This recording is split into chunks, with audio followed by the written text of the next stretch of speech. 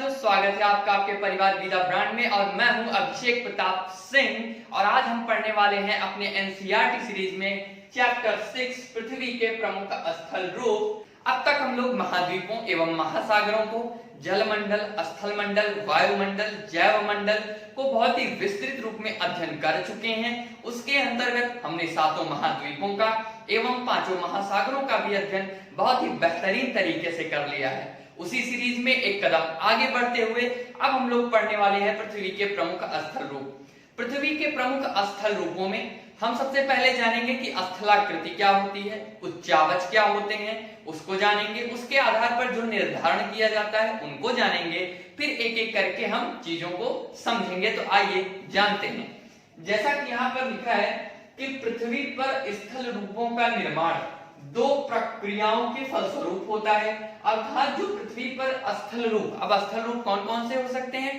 पृथ्वी पर अनगिनत स्थल रूप हैं, जैसे पर्वत, पठार, मैदान, नदी के डेल्टा, टीले इत्यादि। या फिर छोटे छोटे स्थलाकृतियां तो बहुत विभिन्न प्रकार की हो सकती हैं, जिनको हम देखते भी हैं और वो शायद हमारे सामान्य जीवन में मिलजुल जाती हैं, जिनका हम पर कोई विशेष प्रभाव नहीं पड़ता। लेकिन जब वही स्थलाकृतियां विशेष आकार के स्वरूप में विस्तृत रूप में फैली होती हैं, तो उनका अध्ययन, उनको जानना, उनकी प्रॉपर्टीज को समझना हमारे लिए आवश्यक हो जाता है। तो जानते हैं कि उनका निर्माण हुआ कैसे।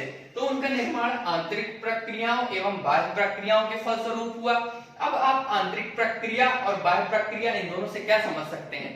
आंतरिक प्रक्रिया, जैसा कि हमने अपने पिछली क्लास में कहा था कि जो हमारी पृथ्वी है वो कैसी है? जियोड यानी कि गोलाकार है। हमारी पृथ्वी की आकृति कैसी है? जियोड यानी गोलाकृति की है।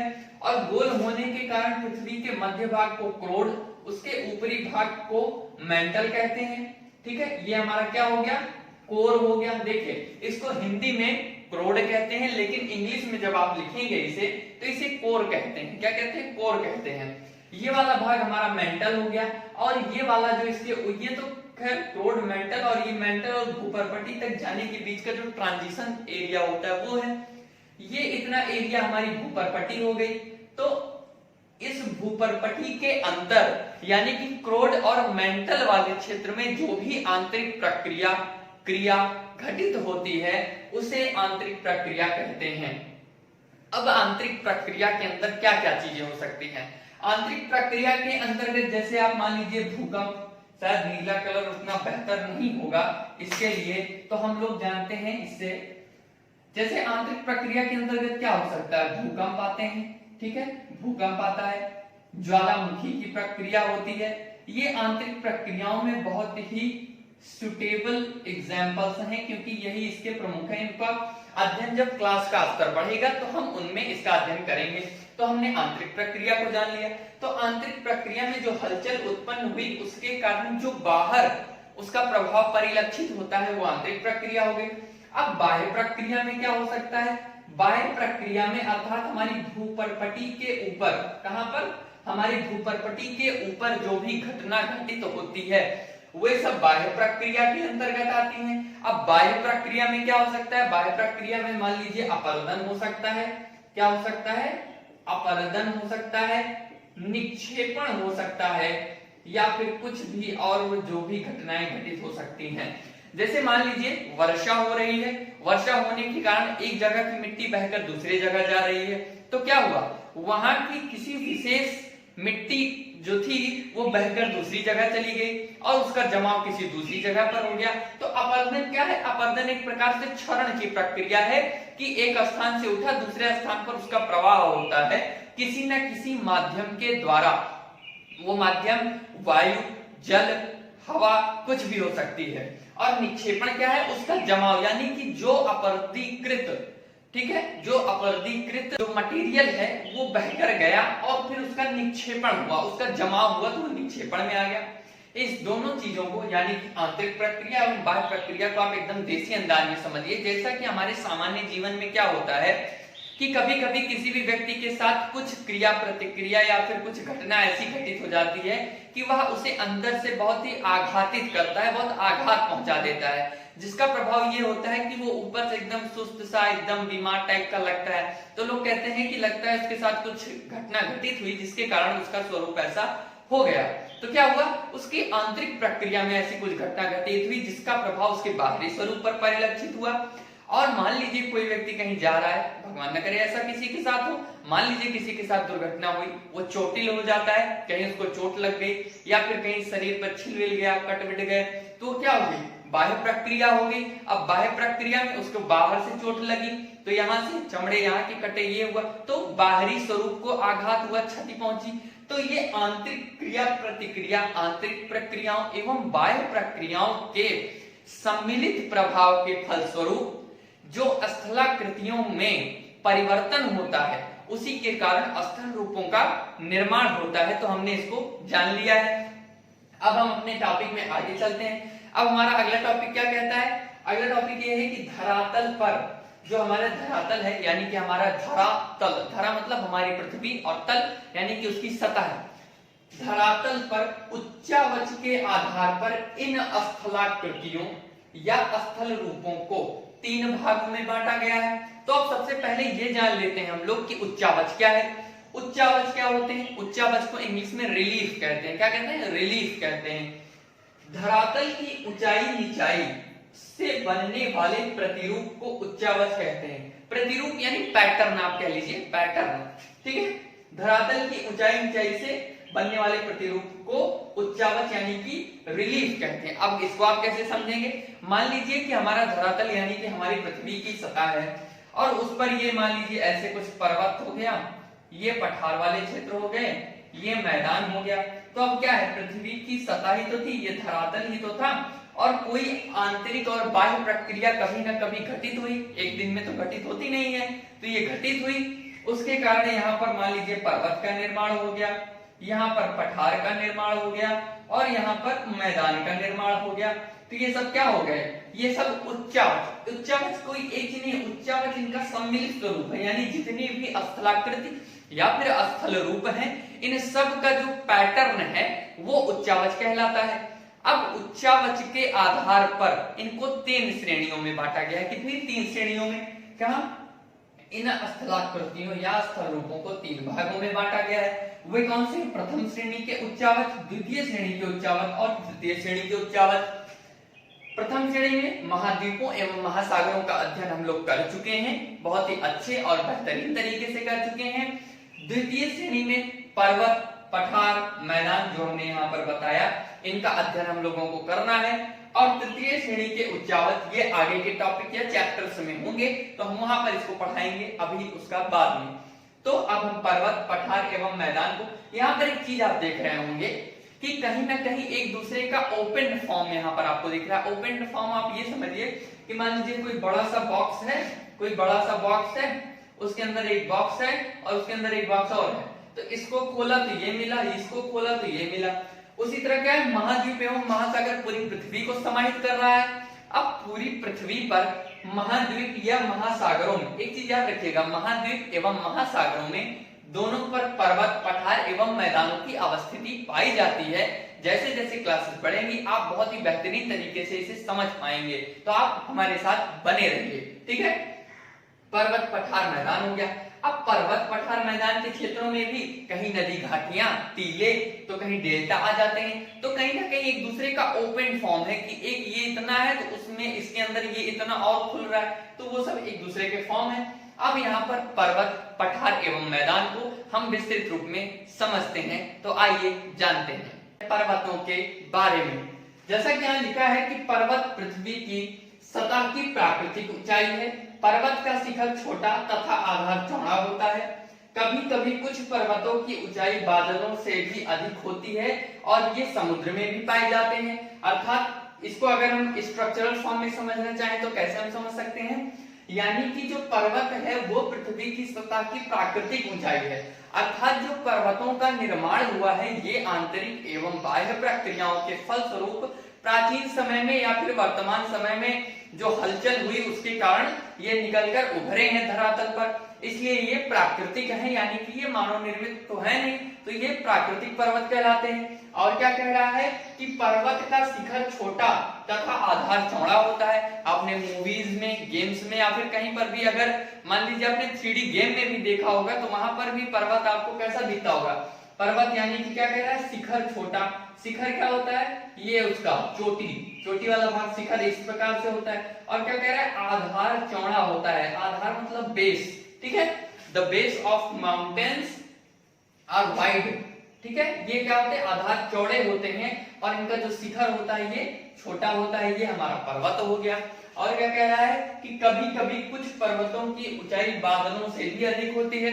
अब यहाँ पर आप ये मत समझ लीजिएगा कि बादल जो माउंटेन्स हैं या फिर जो पर्वत हैं ये हॉर्लिक्स या बॉर्नवीटा पी के बड़े हो जाते हैं और बादलों से, ऐसा नहीं है। क्या होता है कि जब बादलों का निर्माण होता है तो कभी कभी बादल वायुमंडल में काफी ऊंचाई पर होते हैं और कभी कभी बादल वायुमंडल में निचली स्थानों पर भी, यानी कि निचले वायुमंडल में होते हैं। तो कुछ पर्वतों की ऊंचाई अधिक होने के कारण बादल जब वायुमंडल में नीचे आते हैं तो वो पर्वत से नीचे हो जाते हैं। तो इस तरह से कहा जा सकता है कि कुछ पर्वतों की ऊंचाई बादलों से भी अधिक होती है। और दूसरी चीज आप यहाँ पर क्या देख रहे हैं, सबसे इंपॉर्टेंट चीज कि ये समुद्र में भी पाए जाते हैं। जैसा कि हमने अपने महाद्वीप एवं महासागर वाले चैप्टर में इस बात का जिक्र कर रखा है कि पर्वत, पठार, मैदान ये महासागरों में पाए जाते हैं क्योंकि वह जल से भरा हुआ है, इसलिए वह हमें बाहरी रूप से नहीं दिखाई देता है, ठीक है। तो ये हमने जान लिया। अब अगला जानते हैं, पर्वत एक रेखा के क्रम में भी व्यवस्थित हो सकते हैं जिन्हें पर्वत श्रृंखला कहते हैं। अब पर्वत श्रृंखला क्या है, इन्हें देख लिया, यानी कि जो पर्वतों की पूरी सीरीज होती है। अगर ये टॉपिक आपको अच्छे से समझना है तो आपको महाद्वीप एवं महासागर वाला चैप्टर जरूर देखना चाहिए।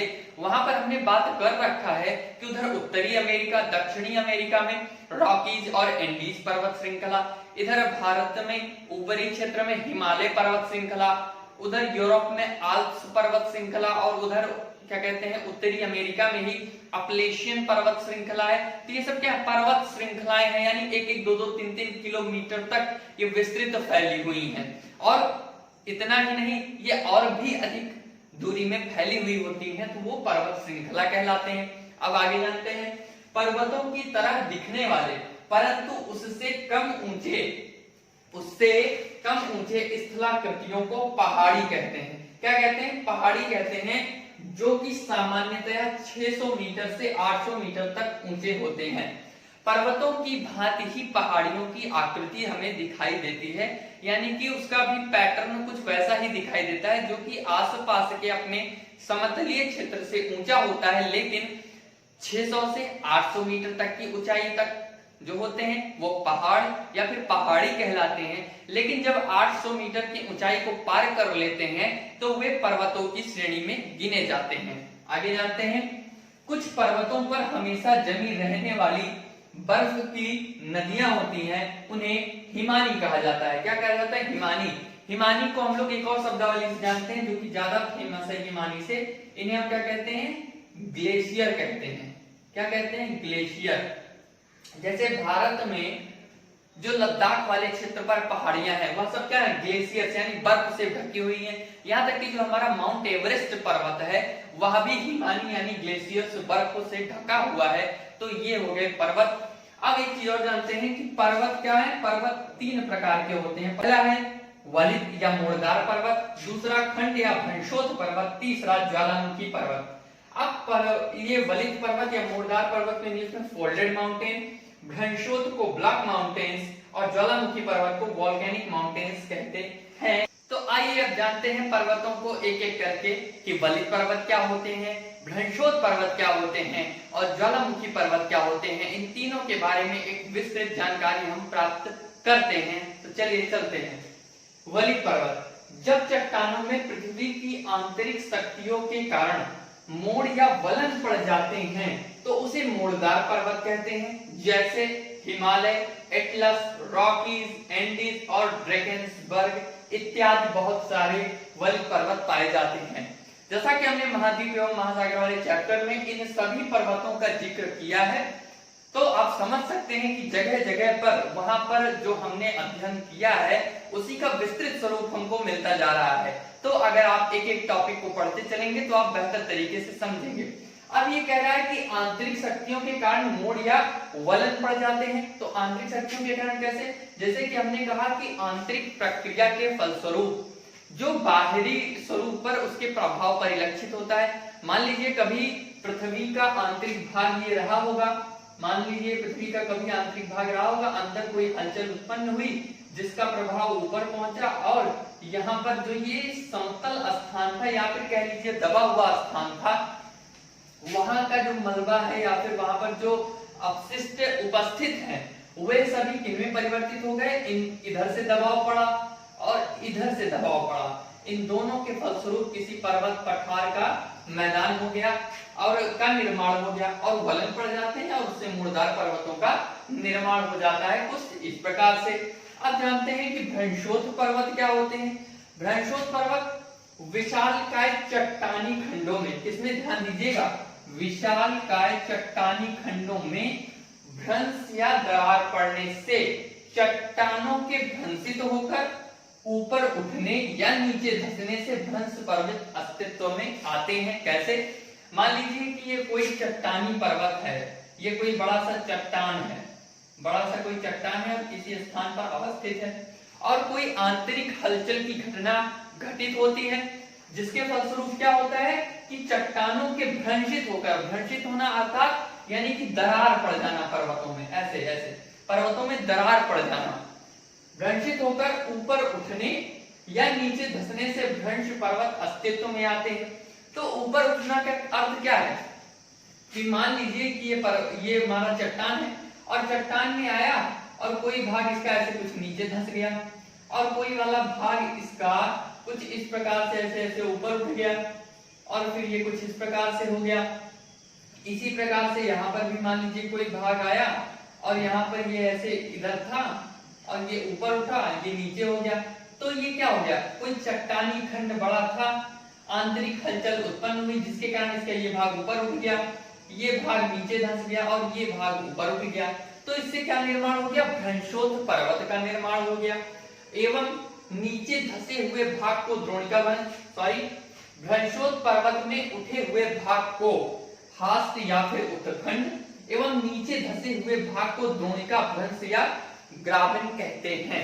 कैसे, मतलब ये जो ऊपर उठा हुआ भाग है इसे क्या कहते हैं, हास्ट यानी कि उत्तखंड कहते हैं, और जो इसका धंसा हुआ भाग है उसे क्या कहते हैं, द्रोणिका भ्रंश। इसे क्या कहते हैं, द्रोणिका भ्रंश या फिर ग्रावन कहते हैं। तो इस तरह से हमने समझ लिया भ्रंशोत्थ पर्वत को चित्र के अनुसार।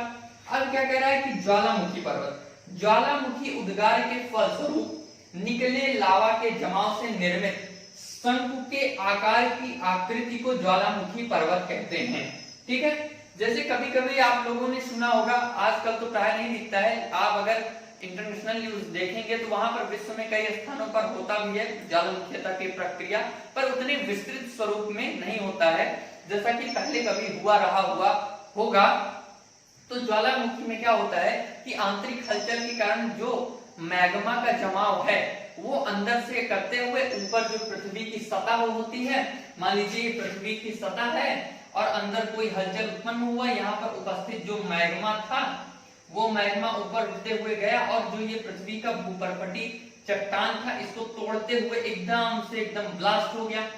तो जब ब्लास्ट होता है तो ये जो ज्वालामुखी के साथ लावा निकलता है, ये मत समझ लीजिएगा कि एक आध दो ट्रक या एक आध दो टाली निकलती है, बहुत ही ह्यूज अमाउंट ऑफ रेशियो में ये निकलते हैं और उनके जमाव के फलस्वरूप निर्मित शंकु के आकार की आकृति को ज्वालामुखी पर्वत कहते हैं। और फिर ये निकलकर लावा जब कहीं पर जमाव होता जाता है तो उससे ज्वालामुखी पर्वतों का निर्माण हो जाता है। एक चीज और याद रखिएगा कि जो पृथ्वी के आंतरिक भाग में यही लावा जब होता है, ठीक है, जब ये पृथ्वी के आंतरिक भाग में होता है तो इसे मैग्मा कहते हैं, लेकिन जब ये पृथ्वी की भूपर्पटी वाले भाग को तोड़कर बाहर आ जाता है तो उसे लावा कहते हैं। क्या कहते हैं, लावा कहते हैं। इसलिए कभी भी परिभाषा में आप ये ना लिखें कि मैग्मा के जमाव से निर्मित, मैग्मा नहीं, जो निकल चुका यानी कि लावा, तो लावा के जमाव से निर्मित शंकु के आकार की आकृति को ज्वालामुखी पर्वत कहते हैं। तो इतना हमने जान लिया। अब इसके कुछ प्रमुख उदाहरण क्या हो सकता है, अफ्रीका का माउंट किलिमंजारो और जापान का फ्यूजियामा और विसुवियस वहां का नहीं, इटली वाले क्षेत्र के तरफ का है। तो ये सब 3 इसके प्रमुख उदाहरण हो गए। तो हमने वलित पर्वत, घनशोथ पर्वत और ज्वालामुखी पर्वत को यहाँ पर समझ लिया है। अब हम जानते हैं पठार एवं मैदान के बारे में। तो पहले जानते हैं पठार क्या है। पठार उठी हुई एवं सपाट भूमि होती है। इसका ऊपरी भाग मेज के समान क्या होता है, सपाट होता है। किसी पठार के एक या एक से अधिक खड़े ढाल वाले किनारे होते हैं। अर्थात हमने जैसा कहा था, हमने बात भी कर रखा था कि मान लीजिए अगर ये पर्वत है, ये पर्वत है और ये पठार है। अब यहाँ पर 3D पिक्चर तो नहीं बनाया जा सकता, लेकिन अगर आप एग्जाम में है तो एग्जाम में भी आप इसी तरह बनाएंगे। होने को तो ये हो सकता है कि एक एनिमेशन लगा के उस पर ये दिखा दिया जाए 3D पिक्चर कि ऐसा ऐसा पर्वत है, पठार है, मैदान है। लेकिन आप फिर जो है एग्जाम में चिप या पेन ड्राइव लेकर तो जाएंगे नहीं कि उसमें लगा देंगे टेप लगा के कि सर ये ले लीजिए और घर पे जाके लैपटॉप में देख लीजिएगा कि पर्वत ऐसा होता है, पठार ऐसा होता है, मैदान ऐसा होता है। वहां तो आपको 2D पिक्चर ही बनाना पड़ेगा। तो उस तरह से आप समझा सकते हैं कि पर्वत अगर ये पठार है और ये मैदानी क्षेत्र है, तो पर्वत पठारी क्षेत्र का एक और परिभाषा हम लोग लिख सकते हैं कि पर्वत से छोटा एवं मैदान से ऊंचा जो क्षेत्र होता है उसे क्या कहते हैं, पठारी क्षेत्र कहते हैं। क्या कहते हैं, पठारी क्षेत्र कहते हैं। तो वो पठार हो गया। सपाट भूमि होती है, हमने कहा ही है, और इसका ऊपरी भाग मेज के समान सपाट होता है, वो तो है ही है। किसी पठार के एक या एक से अधिक खड़े ढाल वाले किनारे होते हैं। इनकी ऊंचाई प्रायः, एक चीज इसको बहुत ध्यान से देखिएगा कि कुछ 100 मीटर से लेकर कई हजार मीटर तक इसकी ऊंचाई हो सकती है। जैसे इसका सबसे प्रमुख उदाहरण है तिब्बत का पठार। तिब्बत के पठार को विश्व का छत कहा जाता है, यानी कि दुनिया का छत कहा जाने वाला पठार तिब्बत का पठार कहा जाता है। अब तिब्बत का पठार कहाँ स्थित है, इसको जानने के लिए आपको महाद्वीप एवं महासागर वाली क्लास जरूर देखनी चाहिए। ठीक है, हो सकती है। और तिब्बत का पठार विश्व का सबसे ऊंचा पठार है, हमने कहा, जिसकी ऊंचाई समुद्र तल से 4000 मीटर से 6000 मीटर तक है। अब 4000 या 6000 दोनों, कैसे, इसको समझिए। अब कोई भी पठारीय क्षेत्र होगा तो उसके सबसे पीक पॉइंट को लिया जाएगा, लेकिन यहाँ समुद्र तल से लिया गया है तो समुद्र तल से उठते हुए, यानी कि अगर पठारी क्षेत्र है तो ऐसे ऐसे ऐसे उठता हुआ फिर ऐसे गया होगा। तो यहाँ 4000 मान लीजिए, तो यहाँ पर 6000, यानी कि लमसम 6000 मीटर तक इसकी ऊंचाई है। पठार प्राकृतिक रूप से अत्यंत उपयोगी होते हैं। आप ये समझ लीजिए कि जो पठार है ये प्रकृति का वरदान है, यानी कि ये प्राकृतिक रूप से धन धान्य से संपूर्ण समृद्ध होते हैं, क्योंकि इनमें खनिजों पदार्थों का संग्रह बहुत ही विशाल मात्रा में पाया जाता है। जैसे अफ्रीका का पठार सोने एवं हीरे के लिए प्रसिद्ध है। अफ्रीका का पठार सोने, वो तकिया लगा के बिस्तर पे सोने वाला नहीं, गोल्ड, ठीक है, सोने एवं हीरे के लिए प्रसिद्ध है। भारत में छोटा नागपुर के पठार में लोहा, कोयला, मैग्नीज के बड़े भंडार पाए जाते हैं। और तो और पठारीय क्षेत्र में जो काली मिट्टी पाई जाती है उस पर कृषि भी उत्तम होती है, क्योंकि काली मिट्टी को खुद जुती हुई मिट्टी कहा जाता है, क्योंकि वो ज्यादा थोड़ा तापमान पाती है, कड़ी हो जाती है, और अगर हल्का सी नमी मिली उसको तो वो वेट हो जाती है, नम हो जाती है, तो वो खुद ही उसमें प्रक्रिया होती है, इसलिए उसे कहा जाता है खुद जुती हुई मिट्टी उसे कहा जाता है। उसका अध्ययन हम आगे करेंगे, बेसिक सी बात है, थोड़ा थोड़ा बीच में से जानते रहना चाहिए। अब काली मिट्टी में क्या होता है, कपास, केला इत्यादि की खेती होती है। जैसे भारत के दक्षिण भारत वाले आप साउथ की मूवीज में देखते होंगे, लंबे लंबे पेड़ लगे हुए हैं, केले के खेत दूर दूर तक, तो वो सब चीजें हो जाती हैं। तो पठार अपने आप में बहुत ही होता है। जैसे भारत में दक्कन का पठार है, पूरा जो क्षेत्र होता है, ठीक है। अब हम चलते हैं मैदान की ओर। मैदान क्या है, मैदान समतल भूमि के, किसके, समतल भूमि के बहुत बड़े भाग होते हैं। समतल भूमि जैसे ये समतल भूमि के बहुत बड़े भाग होते हैं। ये समुद्र तल से सामान्यतया 200 मीटर से अधिक ऊंचे नहीं होते हैं, अर्थात ये 200 मीटर इनकी एक एटलीस्ट ऊंचाई है, प्रायः इससे ऊंचा नहीं पाया जाता है, ठीक है। अधिकांश मैदानों का निर्माण नदियों एवं उनकी सहायक नदियों द्वारा लाए गए अवसादों के जमाव से होता है। अब इस शब्द को थोड़ा और फैलाकर समझते हैं।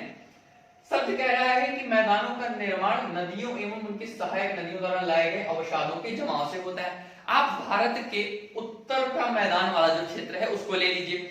उत्तर के मैदान वाले क्षेत्र में क्या है, गंगा नदी तंत्र, सिंधु नदी तंत्र एवं इधर जो ब्रह्मपुत्र नदी तंत्र है, इन सब के द्वारा पहाड़ी क्षेत्रों से बहते हुए आती हैं। तो पहाड़ी क्षेत्रों पर जब ये नदियों का प्रवाह होता है तो जल तीव्र वेग से बहता है, तो वो पत्थर का घर्षण करती हैं, जिनके साथ बालू का कण, बालू के कण, छोटे छोटे कण, पत्थर के कण आते हैं, उनका जमाव होता है। अब ये एक दिन में तो होता नहीं है, ये न जाने कितने समय पहले से शुरू हुआ और अब ऐसा हमको भारत का उत्तरी मैदान दिख रहा है। एक तरफ पाकिस्तान जो उपजाऊ क्षेत्र था भारत का, वह भी उत्तर के विशाल मैदान में शामिल है, ठीक है। तो वहां से लेकर इधर ब्रह्मपुत्र नदी तक इनके द्वारा लाए गए अवसादों के जमाव से इसका निर्माण हुआ। मैदानी क्षेत्रों में जनसंख्या का अधिक निवास होता है। अब भाई मैदान समतल है, पठार उबड़ खाबड़ है, पहाड़ी क्षेत्र तो जो है सो है ही है। तो पठारी और पर्वतीय क्षेत्रों में परिवहन, निवास, सेवा साधनों का विकास अपेक्षाकृत मैदान से बहुत ही कम होता है, क्योंकि मैदान सपाट होते हैं, वहां पर लागत कम होती है। जनसंख्या का निवास होने के कारण श्रम भी सस्ते में प्राप्त हो जाता है। तो जनसंख्या का अधिक निवास, परिवहन एवं सेवा साधनों का उत्तम विकास पाया जाता है। ये अत्यंत उपजाऊ एवं उर्वर क्षेत्र होते हैं, क्योंकि नदियां इन्हें पहाड़ों को काट काट के लाके उनके अवसादों का जमाव करती रहती हैं, तो उससे ये उर्वरता इनकी काफी अत्यंत अच्छी होती है। जहां पर गेहूं, चावल या विभिन्न प्रकार के जो भी खाद्यान्न फसलें होती हैं या फिर जो नगदी फसलें होती हैं उनको उगाया जाता है। और जान लेते हैं उत्तरी अमेरिका के मैदान, चीन में यांगसे नदी का मैदान जो है, ये सब भारत के उत्तरी मैदान का, भारत के उत्तरी नहीं, मतलब चीन में यांगसे नदी का मैदान, ये सब मैदान के प्रमुख उदाहरण हैं। तो इतना हम लोग पर्वत पठार मैदान को पढ़ चुके हैं। अब इस सम्मिलित टॉपिक के फलस्वरूप कुछ इंटरेस्टिंग फैक्ट्स को हम जानते हैं। चलते हैं अपने इंटरेस्टिंग फैक्ट्स की ओर। पहला इंटरेस्टिंग फैक्ट है हमारा, प्रशांत महासागर में स्थित, कौन सा? प्रशांत महासागर में स्थित मनाकी पर्वत सागर की सतह के नीचे स्थित है। सागर की सतह के नीचे स्थित है का अर्थ ये है कि मान लीजिए समतल है और इसके बगल से कोई समुद्री क्षेत्र है और ये समुद्री क्षेत्र में जल का भराव हुआ है, तो यहाँ जो जल का सबसे ऊपरी लेयर होता है ये क्या कहलाता है? सतह कहलाता है। क्या कहलाता है? सतह, यानी सागर की सतह कहलाता है। और सागर की सतह के नीचे स्थित है कौन? मनाकी पर्वत, जिसकी ऊंचाई 10,205 मीटर है, जो कि एवरेस्ट शिखर से भी अधिक है। किससे? एवरेस्ट शिखर से भी अधिक है। कहां? समुद्र के नीचे कुछ इस प्रकार से 10,205 मीटर। और जो हमारा शिखर पर्वत यानी कि माउंट एवरेस्ट है वो कितना है? 8,848.48 मीटर की ऊंचाई वाला ही मात्र है।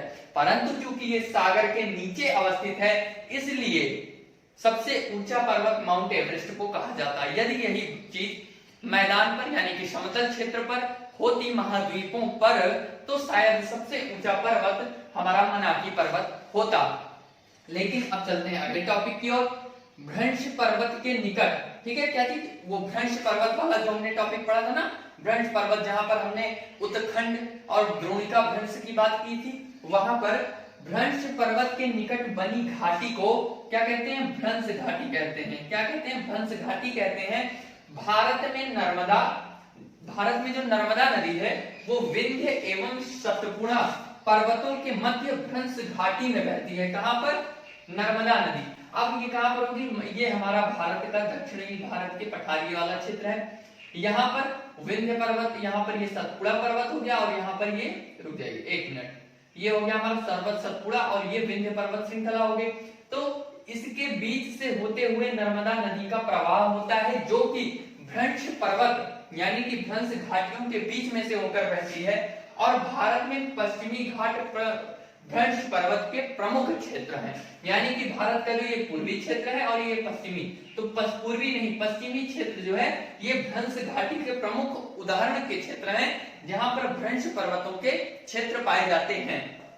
अगला टॉपिक क्या है? भारत का एकमात्र सक्रिय ज्वालामुखी। ये अपने आप में बहुत ही इंपॉर्टेंट फैक्ट है, जो कि प्रायः कहीं ना कहीं जरूर आ जाता है कि भारत का एकमात्र सक्रिय ज्वालामुखी अंडमान एवं निकोबार द्वीप समूह के बैरन द्वीप पर अवस्थित है। अब अंडमान निकोबार द्वीप समूह ये जो भारत के इधर पर, ठीक है, भारत के जो इधर अंडमान निकोबार द्वीप समूह है, यहाँ पर बैरन द्वीप पर एक सक्रिय ज्वालामुखी है, बैरन द्वीप पर है, वह भारत का एकमात्र सक्रिय ज्वालामुखी है। और भारत के उत्तर का मैदान यानी कि जो ये भारत के उत्तरी मैदान का क्षेत्र है, ये भारत के जो उत्तरी मैदान का क्षेत्र ये वाला है, ठीक है, कहाँ का, ये वाला, एक ये भारत के उत्तरी मैदान का जो क्षेत्र वाला भाग है, ये विस्तृत समतल मैदान है। इसका विश्व का सबसे विस्तृत समतल मैदान है जो 2400 किलोमीटर लंबाई में फैला हुआ है। अब तक हमने पर्वत, पठार, मैदान एवं अपने इंटरेस्टिंग फैक्ट्स को जान लिया है और इस तरह से हमारी ये आज की क्लास पूरी होती है। तो अगर आपको वीडियो अच्छी लगे तो इसे लाइक करें, शेयर करें, सब्सक्राइब करें और ज्यादा से ज्यादा सुझाव कमेंट के माध्यम से हम तक जरूर पहुंचाएं। और इस क्लास से रिलेटेड जो नोट्स हैं वो आपको हमारे टेलीग्राम चैनल से प्राप्त होगा, जिसका लिंक हमने डिस्क्रिप्शन बॉक्स में दे रखा है, तो वहां से जाकर इसके नोट्स आप प्राप्त कर सकते हैं। और अगर आप हमें गूगल और यूट्यूब पर खोजना चाहते हैं, कहां पर, गूगल और यूट्यूब पर, तो आप ये keyword NCERT by be the brand डालकर हमें पा सकते हैं। तो आज की क्लास यहीं तक। Thank you very much.